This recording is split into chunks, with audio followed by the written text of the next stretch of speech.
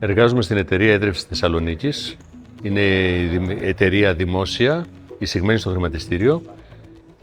Εκπροσωπώ το Συνδικάτο των Εργαζομένων και ο λόγος που βρίσκομαι εδώ πέρα είναι γιατί το Συνδικάτο των Εργαζομένων θεωρεί ότι πρέπει να προωθήσει τον δημόσιο χαρακτήρα των νερών.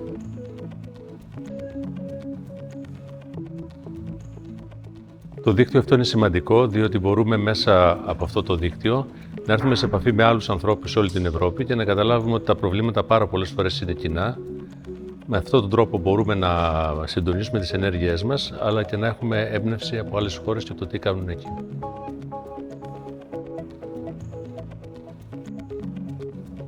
Αυτό είναι μια συνεχής πάλι η οποία συνεχίζεται επί πάρα πολύ μακρό διάστημα. Αυτό που έχουμε καταφέρει σε μεγάλο βαθμό είναι να μπορεί να εξασφαλιστεί σε πάρα πολλούς ανθρώπους πόσιμο και καθαρό νερό, το οποίο δεν ήταν πάντοτε εύκολο.